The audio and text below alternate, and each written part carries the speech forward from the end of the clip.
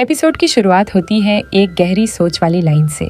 कहा जाता है कि अगर किसी चीज का हम अच्छे से ध्यान रखें तो उसमें एक सोल आ जाती है, लेकिन अगर वही चीज फेंक दी जाए तो उसमें आखिर क्या आ जाता है। इसके बाद हमें एक बेहद खूबसूरत और हाईटेक सा शहर दिखता है, जहाँ लोग साफ सुथरे सफेद कपड़ों में घूम रहे हैं। लगता ही नहीं कि यहाँ गंदगी जैसा कुछ भी होता है। इस शहर में एक बच्ची की डॉल थोड़ी सी फट जाती है। वो आराम से सिल सकती थी, पर घर वाले इतने अमीर हैं कि उन्होंने नई डॉल ले ली और पुरानी को सीधा कचरे में फेंक दिया। यहाँ फिर से वही लाइन सुनाई देती है, इंसान चीजों को बड़ी आसानी से कचरा बना देता है और कभी कभी तो लोगों के साथ भी वही करता है।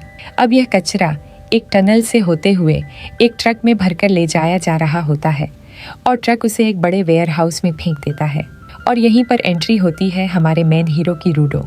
रूडो एक मास्क पहनकर वेयर हाउस के अंदर घुसा हुआ है और कचरे में कुछ ढूंढ रहा है। तभी एक गार्ड उसे देख लेता है। गार्ड समझ जाता है कि ये वही बदनाम कचरा चोर है और अलार्म बजा देता है। रूडो उन पर कचरा फेंकता है और वहां से भागने लगता है।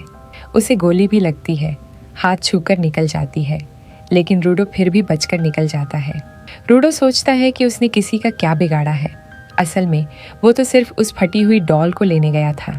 अब दूसरी तरफ कुछ लड़कियां बात कर रही होती हैं कि फिर आया वो कचरा चोर।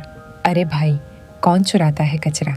और उसी वक्त एक आदमी जिसके कपड़े मैले होते हैं उनकी बात सुन रहा होता है। वो ट्राइब फोक का होता है। यहाँ अमीर लोग ट्राइब फोक को गंदा, नीचा और बेकार समझते हैं। वो लड़कियां भी उसी आदमी को देखकर कहती हैं, ये लोग हमारी जमीन पर आते ही क्यों हैं।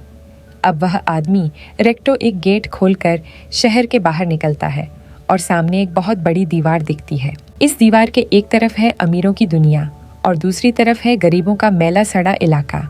यानी इस शहर में एक साइड रहते हैं हाई क्लास लोग और दूसरी तरफ ट्राइब फोक, जिन्हें गरीबी और गुनाहों की वजह से समाज से दूर रखा गया है।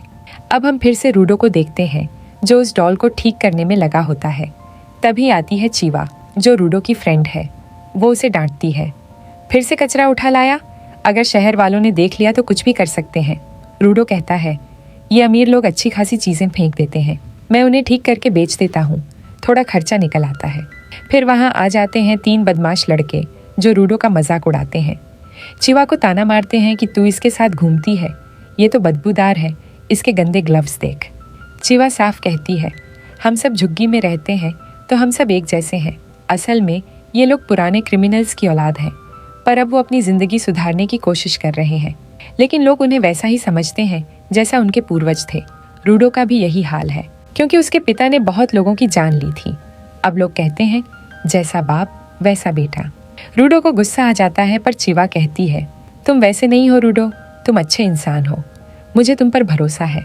रूडो शर्म से मुस्कुराता है, क्योंकि वो चीवा को पसंद करता है। असल में वो डॉल उसी के लिए लाया था, लेकिन इससे पहले कि वो चीवा को गिफ्ट दे पाता, उसकी माँ आ जाती है और चीवा वहाँ से चली जाती है। अब रूडो घर पहुँचता है, जहाँ रेक्टो, जो कि उसके पिता जैसे हैं, उसकी टांग खींचते हैं। रेक्टो उसे समझाता है, तू ये कचरा चोरी बंद कर, हम इतने गरीब भी नहीं हैं। रूडो के हाथ पर चोट देखकर रेक्टो उसके ग्लव्स उतरवाता है। रूडो के हाथ कुछ अजीब से होते हैं, इसलिए वो उन्हें हमेशा छुपाता है। रेक्टो कहता है, अगर तू पकड़ा गया तो तुझे पिट में फेंक दिया जाएगा, जैसे तेरे बाप को फेंका गया था। रूडो याद करता है, उसके हाथ बचपन से काले थे, दर्द करते थे। रेक्टो ने ही उसे ग्लव्स दिए थे और रूडो उसके इस एहसान को कभी नहीं भूल सकता। अगली सुबह रेक्टो कहता है, थोड़ा हंस लिया कर, वरना और डरावना दिखेगा। रूडो डॉल लेकर चीवा को ढूंढने निकलता है। उसे पिट दिखता है, एक भयानक गड्ढा जिसमें कचरा और अपराधी फेंके जाते हैं। चीवा आकर कहती है, हमें इस पिट के पास इसलिए रखा गया है ताकि हम डरते रहें। वो रूडो को समझाती है, अगर तुझे पकड़ लिया गया तो तुझे भी फेंक दिया जाएगा। रूडो कहता है, रेक्टो ने भी यही कहा था। चीवा जवाब देती है, क्योंकि वो तुमसे प्यार करते हैं। रूडो चौंकता है और चीवा का मतलब समझ जाता है। वो कहता है, मैं ये डॉल तुम्हारे लिए लाया था, लेकिन ये कचरा है। चीवा मुस्कुराती है, मैं इसे हमेशा अपने साथ रखूंगी। रूडो खुश होकर रेक्टो को बताने भागता है, लेकिन घर पहुंचते ही देखता है रेक्टो को किसी ने चाकू मार दिया है। रूडो दौड़कर उस कातिल पर हमला करता है, लेकिन वो उसे पकड़ लेता है और एक किताब लेकर भाग जाता है। रेक्टो आखिरी सांसों में रूडो से कहता है, भाग जा और इस दुनिया को बदल डाल, और रेक्टो मर जाता है। पुलिस आ जाती है और रूडो को गिरफ्तार कर लेती है। उन्हें लगता है कि रूडो ने ही हत्या की है। अब रूडो को पिट के पास लाया जाता है। उसे मौत की सजा सुनाई जाती है।